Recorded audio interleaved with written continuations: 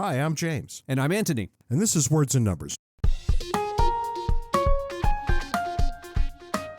What's new and exciting in your world this week? One of our listeners, a friend of mine, Russ, wrote this week asking about the IRS. Wait a second. Go ahead and tell everybody the truth. Well, Russ is actually James' father. There you go.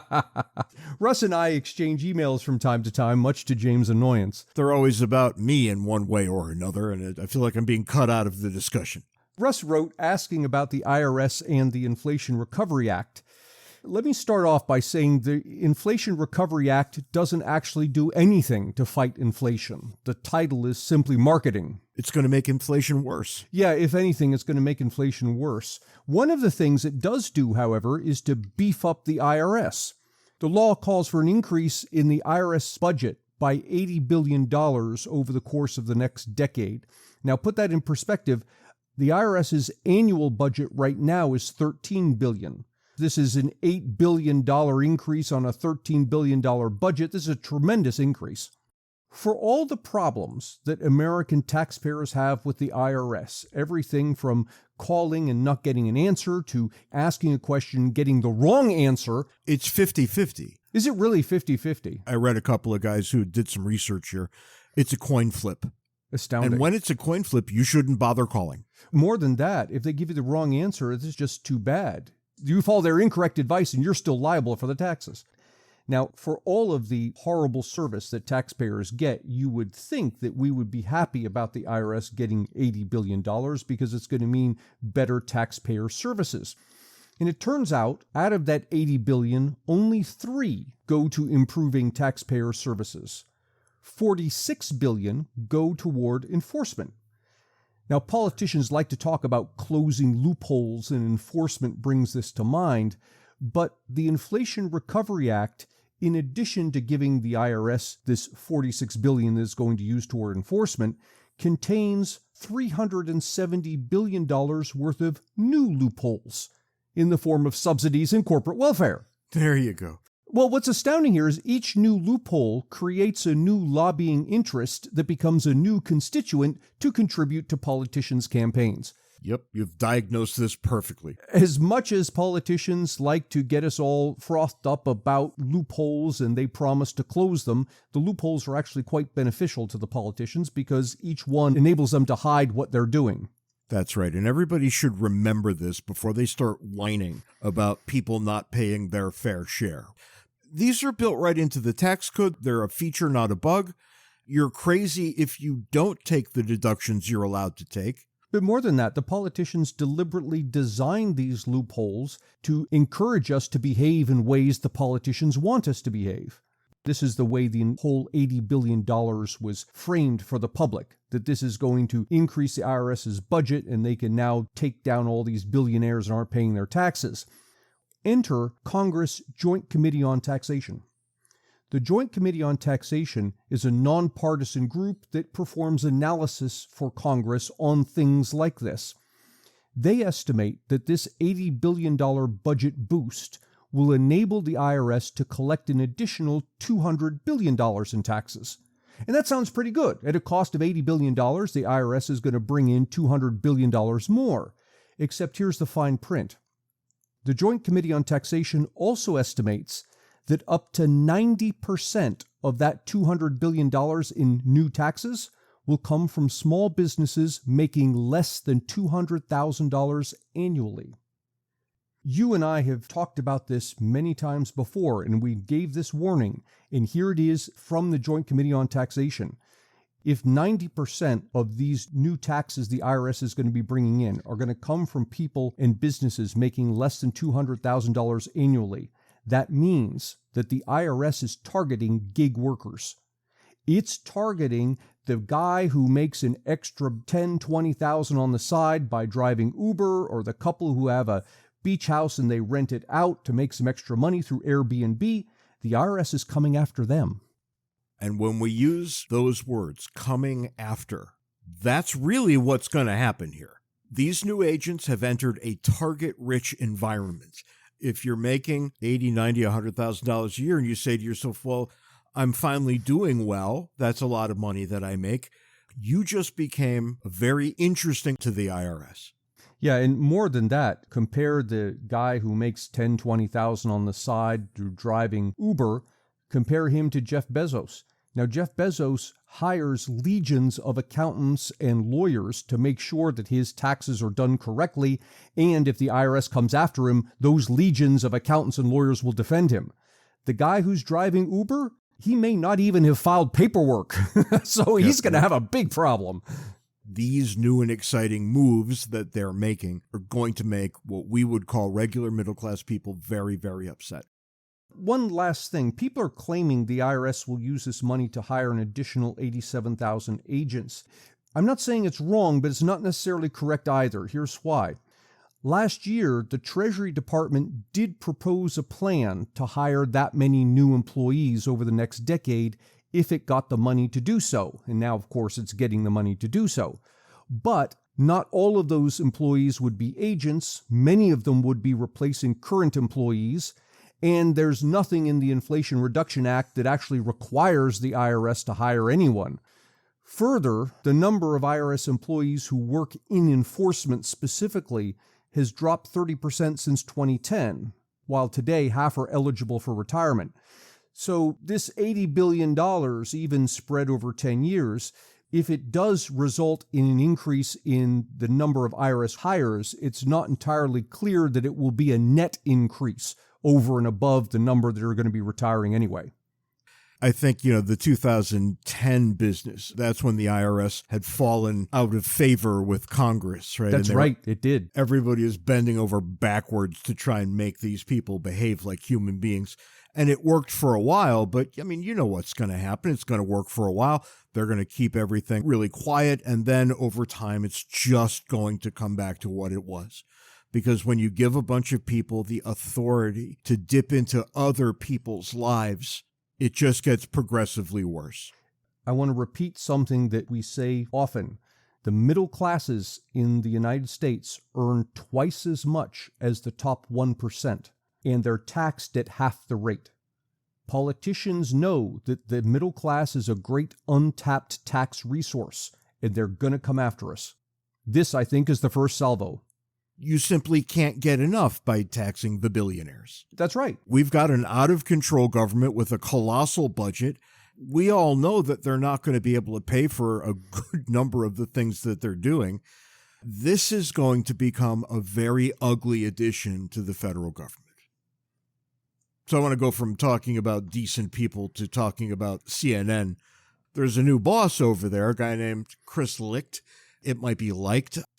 He is now warning anxious staffers. What the hell is an anxious staffer? Over more changes after they have just fired the guy who ran Reliable Sources and Brian Stelter. And you might remember that not too terribly long ago, there were a number of stories that emerged. Well, not exactly stories, but pronouncements that CNN was going to become a serious news outlet again. Right. Which is a lovely admission that it no longer was. How do you take a ship that big and get it turned around?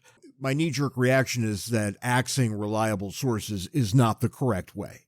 That's something that maybe should have stuck around. But the interesting question is always, what remains? Don Lemon, who is one of the worst partisan hacks I have ever seen, if I were to take over CNN tomorrow, he wouldn't survive the first day. He has been told that he's not going anywhere. So, on the one hand, we are told that CNN is going to become a respectable news outlet again. And on the other, they're not getting rid of the chief offender. I remember when CNN first appeared with that big, heavy box that you would have to take from chair to chair with the wire that ran all the way to your TV. And I remember tuning into CNN thinking, wow, I can finally get things in real time from a bunch of people who seem like they're very committed to delivering the news. Yeah, and get it any time of the day. It was astonishing. And when I later went on to study politics, it was a godsend. I really needed that sort of thing. They went from that to something that is so far away from that. If you're going to have real news and you still have Don Lemon on your schedule, you've done it wrong. Because of this, I can't find a single news outlet that I trust across the board. I mean, maybe somebody will email and tell me what I should be looking at. And I've got a number of things that I use in qualified ways. If I want international news, I go straight to the Christian Science Monitor. If I want to hear about the Arab world, I go to Al Jazeera. These are not perfect answers, but they're the best answers I've got. And that's not the foolishness of the week. For the foolishness of the weekend, I want you to imagine Finland. Have you ever been to Finland? No, never have. They're having a little bit of a bowel movement over what their prime minister has done. The prime minister of Finland is a 36-year-old woman. I don't know anything about her politics. I don't know if she's a particularly good prime minister or not. None of that matters. What does matter, and her name is Sanna Marin, and I'm sure I botched that pronunciation too, there was a party that she attended with what looked like, for all the world, her friends. It looked like everybody in the video that appeared later, it seemed that they all knew each other, and it was just a nice night out for them. And it's clear that she had been at least drinking. A 36-year-old woman drinks, film at 11. And then there was all the dancing. As a man who has never danced in his entire life, never not once, I don't know what to say about this, but should a prime minister be allowed, doesn't seem the right word. It's something like allowed. Should shame fall on her because she spent a night out with her friends drinking and dancing? The answer from Finland seems to be yes. Really? The answer I would give would be no every time. I'm surprised. I thought the Finns were more liberal in their outlook on such things.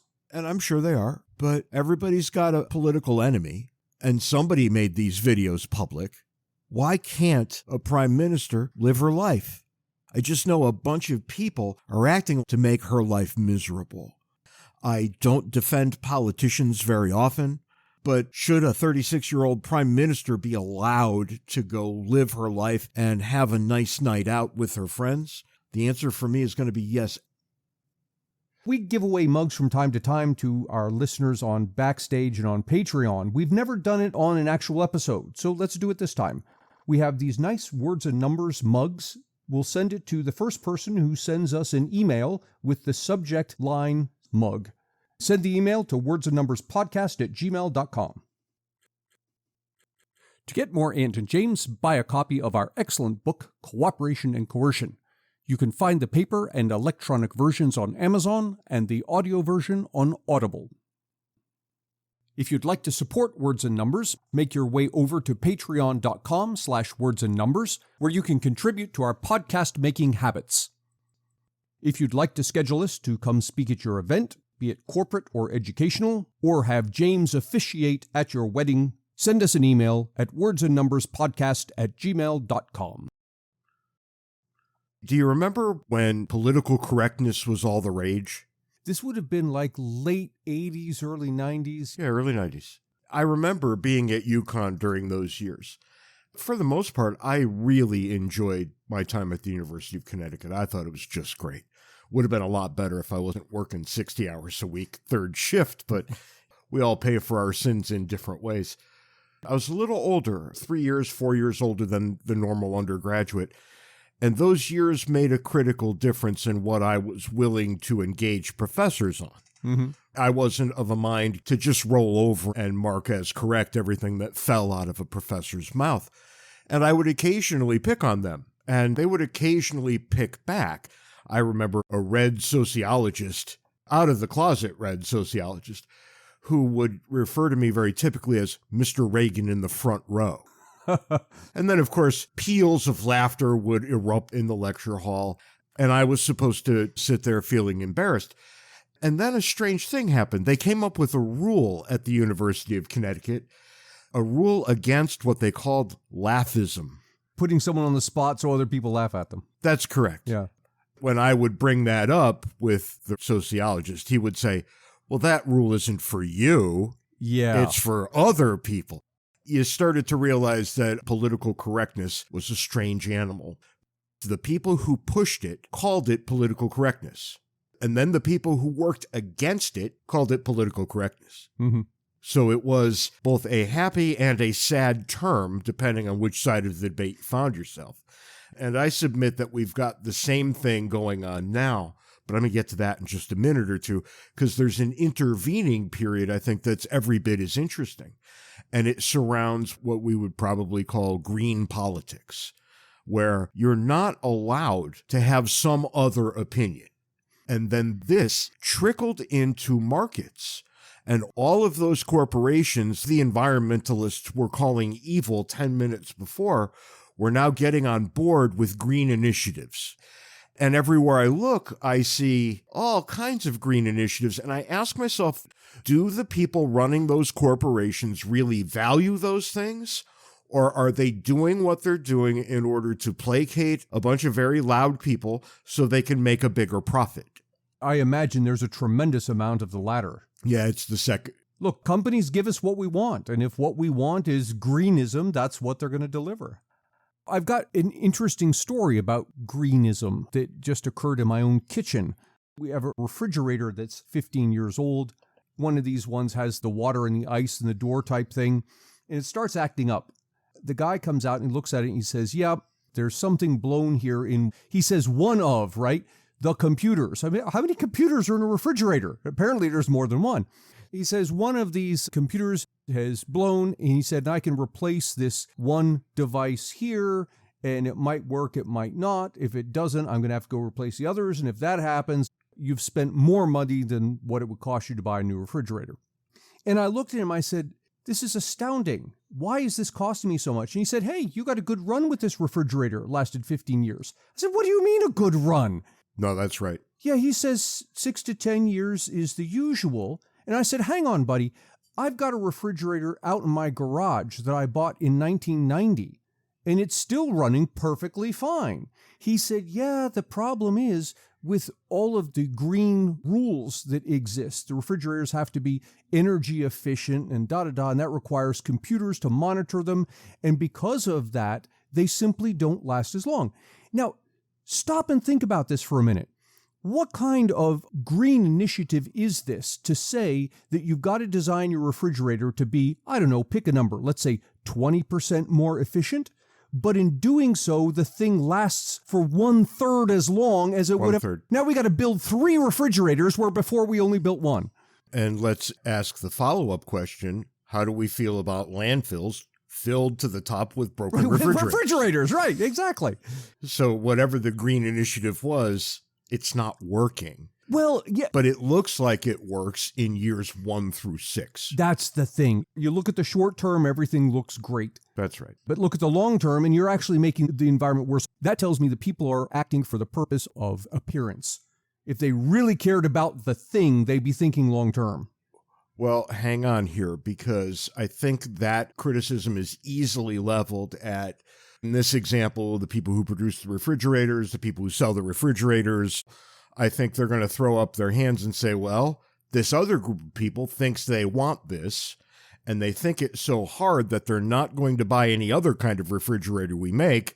So, hooray for green politics. Let's make our refrigerators. I don't exactly blame them. I blame the reflexively stupid people on the other side of the coin who can only see data point 1 in an argument that probably goes to 15 or 20. Yeah, but you see, I think we've been trained to only look at data point 1, because you said a moment ago that you're not allowed to disagree with environmental pronouncements. I think it's worse than that.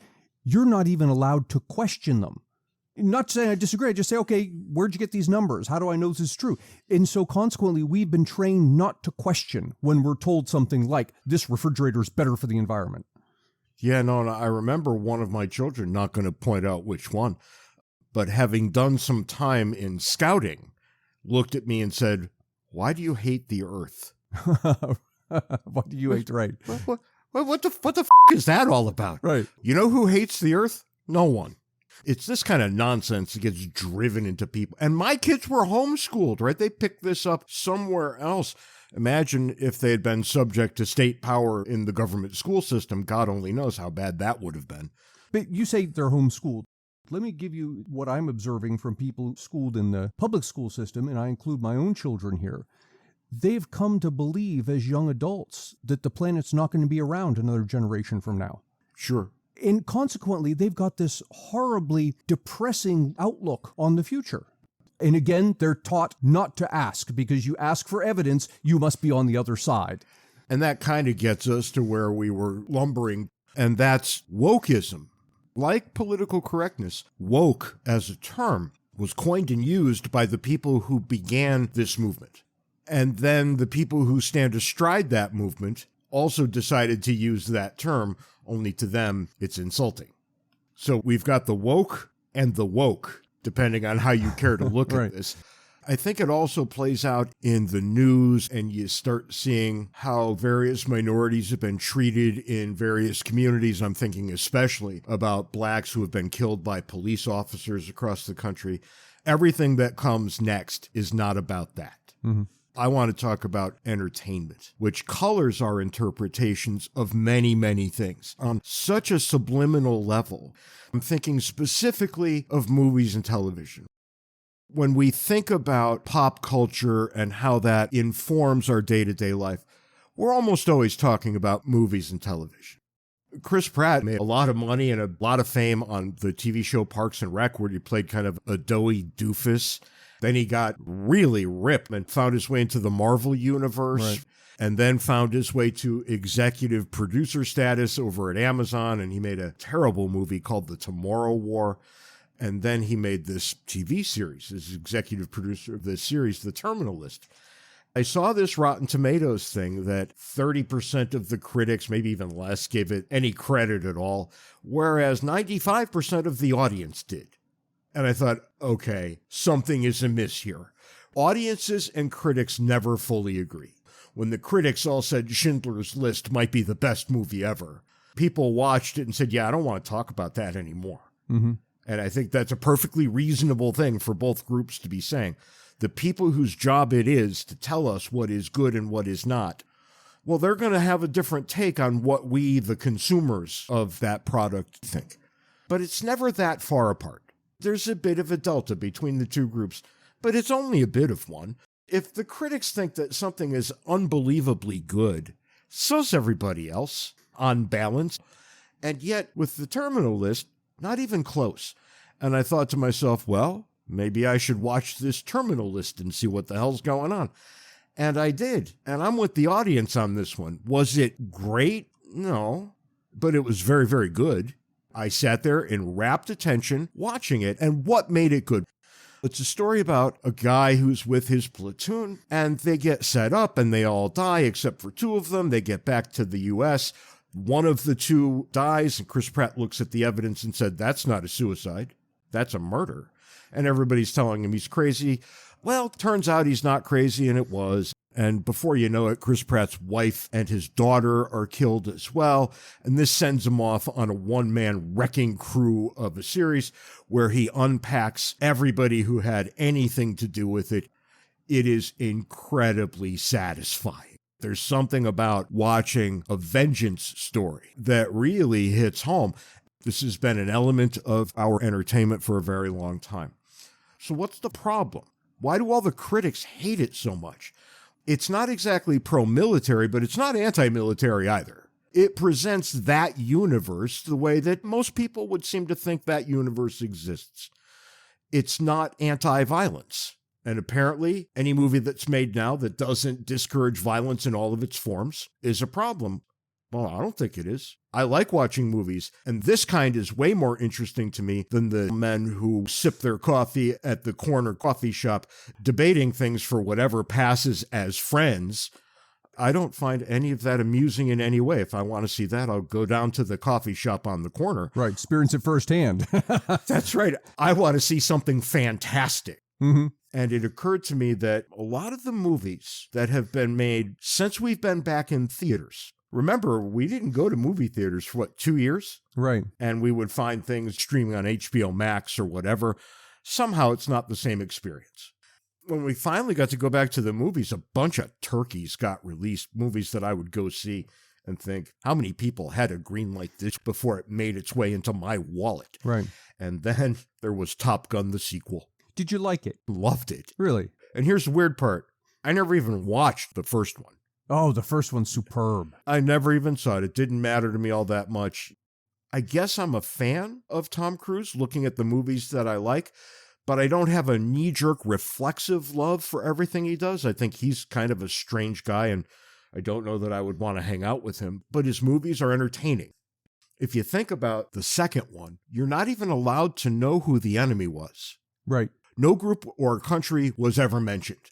They were just flying missions against, quote, the enemy. Right. You know why? Well, because wherever they would pick, then that movie wouldn't sell there.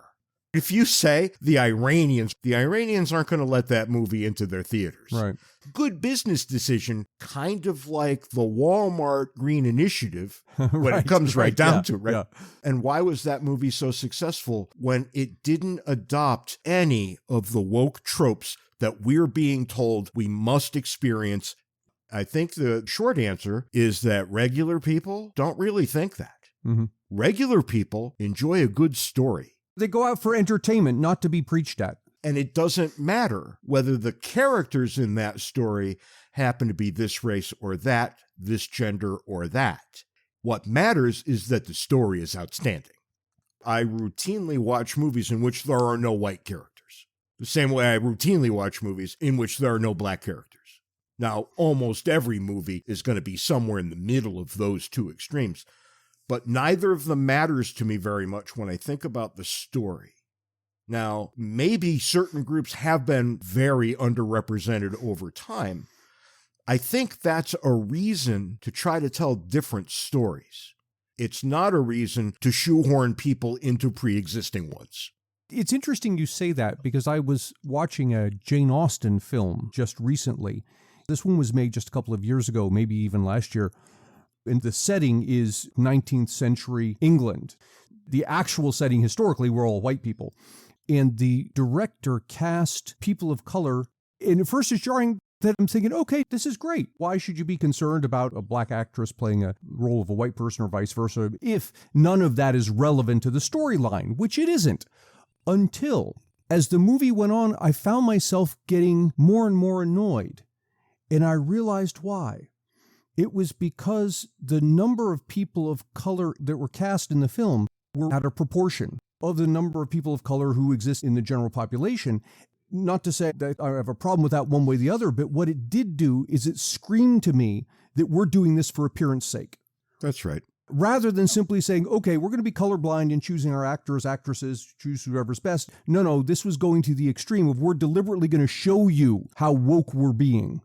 Last night, I watched that last Daniel Craig James Bond flick, No Time to Die. Oh, good film. Which I thought was just spot on perfect. You know, Queen Elizabeth played herself in that film. Queen Elizabeth as herself. They wanted to film one of the scenes in Buckingham Palace, and she gave her permission on condition that she got to play herself. That's fantastic. Isn't that great? Anyway, the thing I wanted to talk about was the character of Moneypenny, which, oh yeah, for those who are aficionados of the James Bond universe, Moneypenny was always, and I mean always, a middle-aged, over-the-hill, attractive, smart woman. Mm-hmm.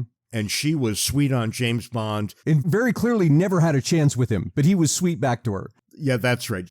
Let's just say she wasn't his type. Yeah. The Moneypenny in the Daniel Craig universe is a young black woman. I never gave it a second thought. That seemed just fine. The way that Judi Dench's character of M was always an old man. Judi Dench was fantastic as M. Oh, she was. She was superb. And you see, these are not questions that get to the center of the James Bond universe. These are supporting roles, and when you choose who plays them, now you have interesting possibilities with the story as it unfolds. Yeah, and I'll give you a couple others. You know, the actor Peter Dinklage, he's short. He's not short, he's a little person. Peter Dinklage, who's not the tallest man in the world. Particularly short, yeah. Appeared in a couple of films I've seen recently. One of them, I Think We're Alone Now. The movie begins and everybody's gone. It's just him in this town. There's nobody. And as the story unfolds, you come to find out why. But the story goes on and he's interacting with various characters and so forth. And nobody makes any mention of the fact that he's short. It's not part of the storyline, but it all works perfectly fine. The way regular life works. The way regular life works. Yeah, exactly. I'm really okay with casting calls. I think that there's an art to it. I'm not a filmmaker. I see people who are laboring intensely over who to cast for what, and I think that's really, really interesting. What I can't stand is that the woke crowd demand that everything conform to their preferred worldview. That's not how regular life works. And art, even pop culture, is a reflection of regular life. What happens when we try to hammer a round peg into a square hole? You end up with the DC universe. Mm-hmm. Name me one single movie in that epic run of movies that's worth watching. There isn't one, because they're way more concerned with making male characters female and making white characters black and so on. What worked well from DC? Those 3 Batman movies from a bunch of years ago, in which Morgan Freeman played a character that's almost always a white guy, but all of a sudden he's a black guy, and he played the hell out of it. Yeah. Right? And those movies were great because you never got the sense that anybody was being pandered to. Right. In that case, Morgan Freeman, and in my case, Peter Dinklage, those two are fabulous actors. Oh, God, yes. As I narrate my own life, I hear Morgan Freeman narrate. Right, exactly. Because he's just that iconic. When I say don't think about Morgan Freeman's voice, everything you hear is Morgan Freeman's voice. I think it's great, but look at where we've come. We've come full circle. We're back to political correctness, which was stupid in the first instance. People are pretty decent. When you begin with the assumption that everybody's terrible, and unless you can shame everybody, nobody will ever do the right thing, I'm sorry, I'm checking out of that argument. I want to say something in defense of wokeism, or at least its roots. You and I have noticed as we go to high schools across the country, and you've remarked on it a number of times, how kind students are to each other. Yeah, that's right. How kind, how accepting, and I see this, and it persists up through college. In terms of getting along with one another and accepting one another's differences, they're a breed apart from where you and I were at that age. That is exactly right. That's a huge improvement to society. Now, some of it has to be due to that initial wokeism, or what you referred to as political correctness back in the 80s, 90s. Maybe it's the case that the whole political correctness / wokeism movement is suffering from mission creep. That is, they achieved what they were out to achieve, which is we're now becoming much more tolerant and accepting of each other, and so they're looking for something else. And that is generally what happens. I've got 2 great examples. The March of Dimes, which existed to find a cure for polio. Right. Not only did we find a cure, we found 2 cures, one by Salk and one by Sabin. I've written an article on this with my historian wife just recently, so it's fresh in the mind.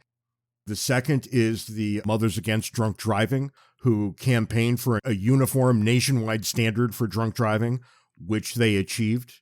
But each of these 2 groups just redefined its mission and did so in rather pronounced ways. I think there's something to be said for redefining your mission. Once you've attained your goal, find another goal that's in the same space and go after that. So Mothers Against Drunk Driving does the 0.08 blood alcohol thing, and they achieve that. Now they go after something else, drug use or what have you. That's in the same universe, and it's another problem.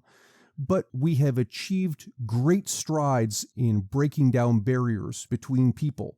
And what's happened is, rather than finding some other place in which real barriers exist and fighting that, the wokist culture is finding barriers where they don't exist and scolding the rest of us for them. I remember the first few times I walked into rooms filled with a lot of people, and I was the only white guy in the room. I remember how profoundly out of step I felt. Right. I remember thinking, I don't belong here. They don't want me here. And then I sat back and thought, okay, my black friends have been experiencing this their whole lives. Mm-hmm. This is exactly what they have experienced, except the racism from the whites to the blacks when we were younger was much more pronounced than it was from the blacks to the whites. So not only did my friends feel that out of step, they felt that out of step almost all the time, and they felt that out of step as they were confronting hard racism. And I remember my black friend saying, don't worry about it, you're cool here. And it turned out I was. And isn't that something? And what a difference that makes for them to say that. It did. It was a weight off my shoulders. Yeah. And we've come, I think, around enough as a people. And yet, are we where we want to be? And yeah, probably not. That's an interesting thing because the United States has always been a process as much as a nation. Where does it all lead? I don't like having things rammed down my throat in the name of entertainment. And it turns out most other people don't either. How is Hollywood realizing this? they're having a bunch of movies that don't make back the initial investment. The DC people are pulling movies that are completely filmed and ready to go. They're not releasing them. Why? Because it's just going to be an epic cluster if they do. Right. This is, I think, how we learn. If we could work past the bombast and the disingenuous arguments and actually find each other on a level playing field, I'm all for it. Let's actually figure out what we need to do to make things decent for everyone. Equity and inclusion come from regular people. Gay marriage, perfect example. When the straight universe in the United States said, well, why should they play by different rules? Why can't they get married? Right. That's when the day was won. It wasn't from people jumping up and down on college campuses. It was from people who watched Will and Grace, where gay characters were just gay characters. Yep. It wasn't a particularly gay show. I never thought of it in those terms. And isn't that interesting? People will watch it. They'll be engaged like that if you're presenting the reality rather than trying to ram a lesson at them. Yeah. Show me human beings who are not exactly like me, but to whom I can relate. Right. And when you get that, the battle is won. I don't ask, is that character gay on TV? It'll emerge if it's a point in the story. It won't if it's not. Kind of like in regular life. To the extent that people focus on story, hats off. To the extent that they require a story to ram home a narrative, I'm just not interested. And I think that's actually a happy note.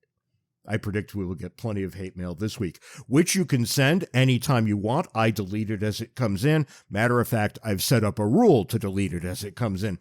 Anthony, on the other hand, will respond to every last one of your angry missives. You can also join us on Words and Numbers Backstage, the Facebook group where the conversation continues.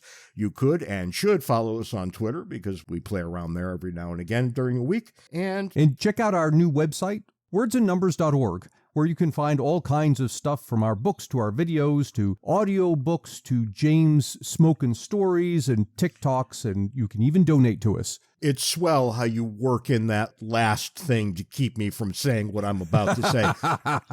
This website sucks and we need to work on it, but you get the point. We are building this website in no small part because we need now to appeal to sponsors. I mean, the kind that would give 5-figure chunks so we can keep this podcast going. So if you are one of those people, you got too much money, you don't know what to do with it, we can help you with that. It's been a while now since Fee has withdrawn its support from the podcast, and we need to replace it. On that happy note, be nice to each other. Have a good week. See you next week.